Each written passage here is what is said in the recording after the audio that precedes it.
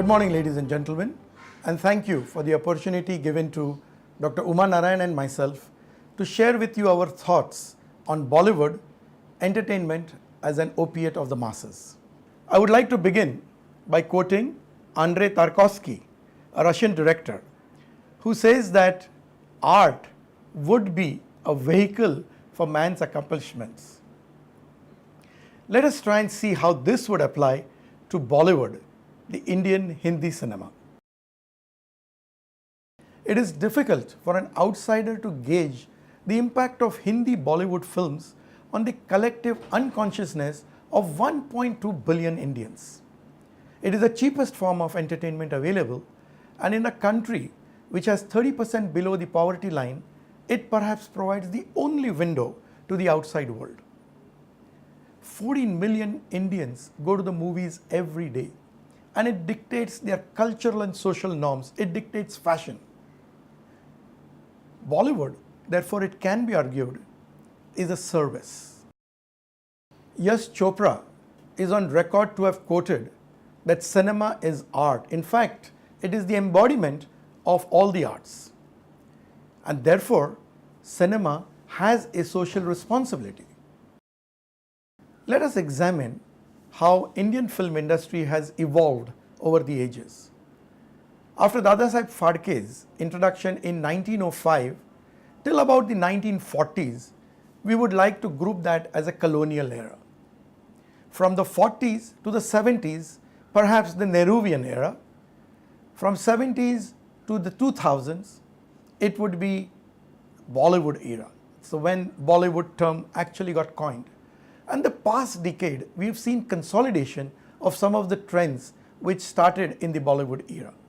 Let us examine each of these eras in greater detail.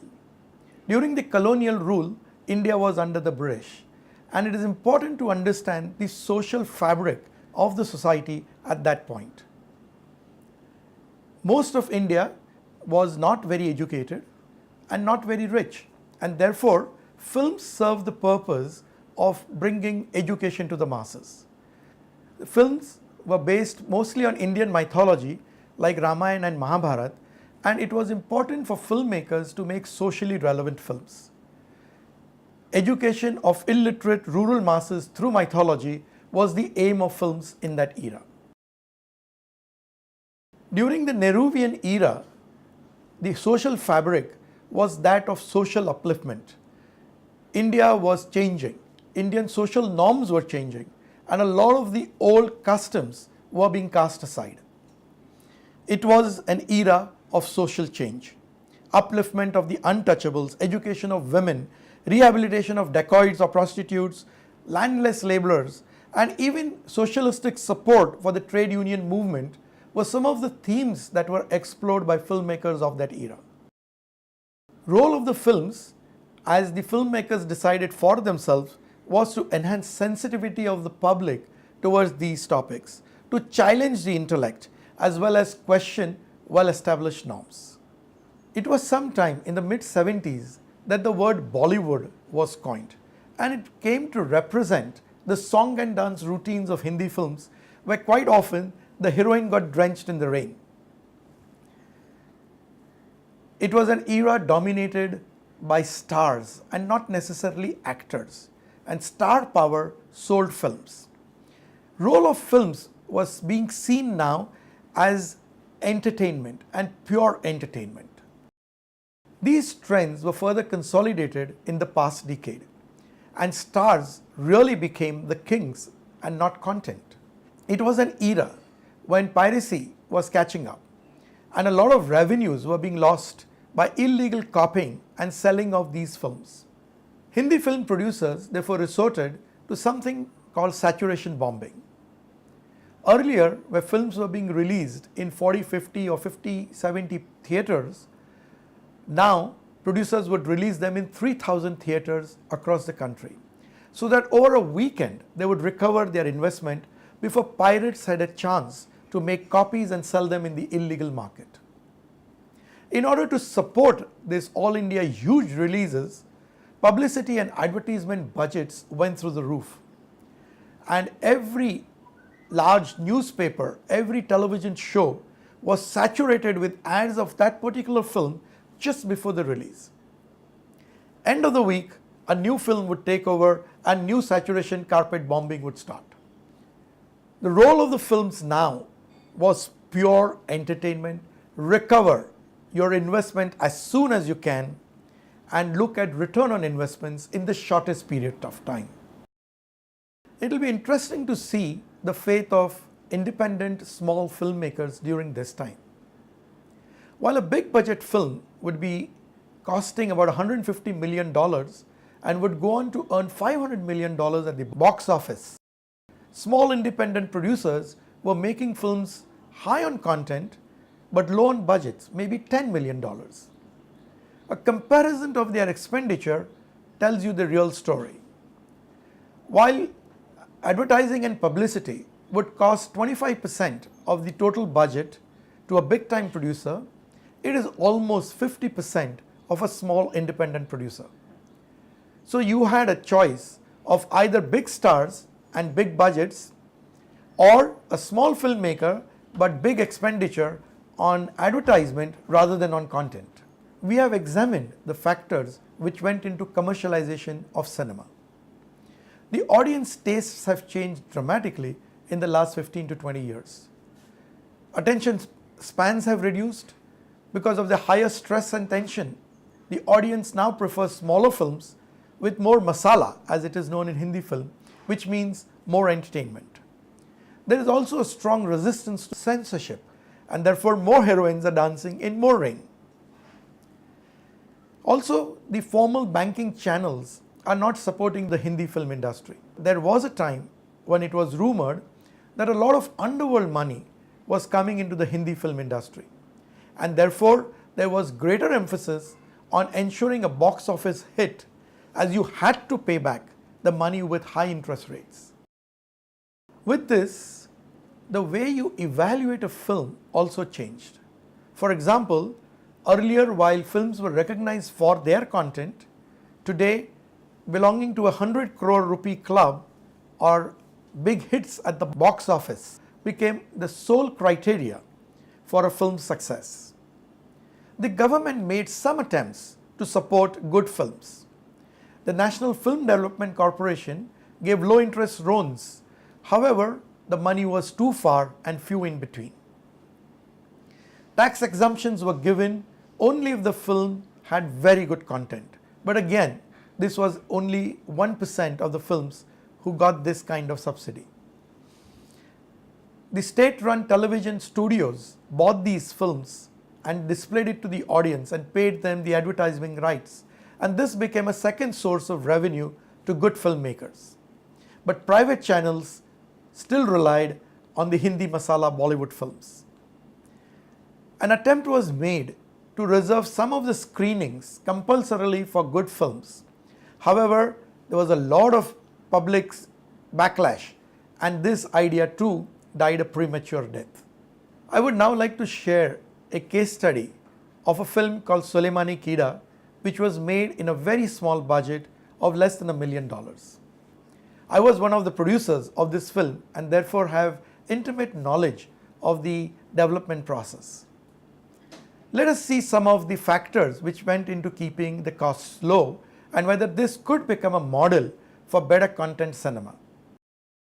First of all, in pre-production, we emphasized that we would take very good actors rather than very high-priced stars. Secondly, locations were drawn from ordinary people's lives, and therefore quite often we resorted to guerrilla shooting, that is, take a camera on the road and have actors act it out, and before the public would realize that a film was being shot, we had wrapped up some very good shots. This helped to keep costs low. During production, it is quite normal for a large budget film to have a production unit of 60 to 80 members. We experimented with much smaller units and have at times shot with only 10 people, and that kept costs at its minimum.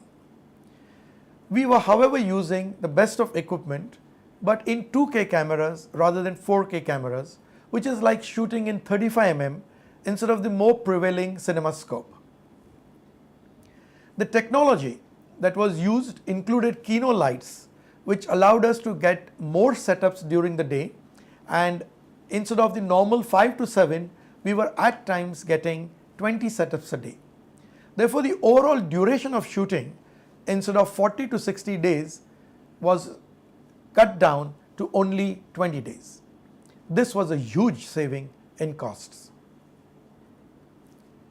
In post-production, because we had shot on 2K cameras, we could actually edit the whole film on an iMac and then take it to a professional studio for the finishing touches. As far as publicity and advertisement went, we were advised by everybody that as our film did not have big stars, we would have to spend huge amounts on advertising or else we wouldn't get a release. We decided to hit upon a novel way and use a novel channel, that is internet and digital media. We knew our film had a very focused audience of collegians. We therefore focused our efforts only on attracting young collegians to our film. So even the theatres were selected which were in close proximity to large colleges.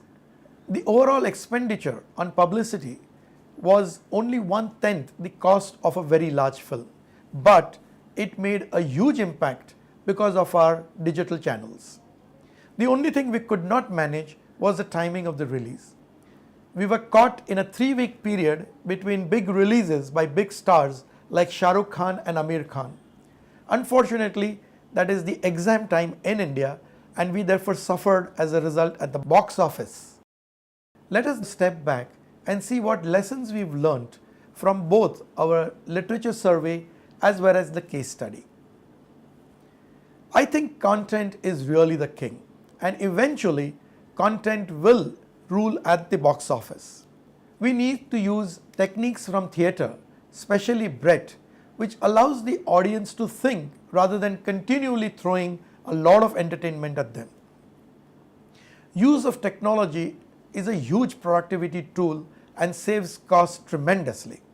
Whether it is the better lights or better cameras, costs of filmmaking have been coming down.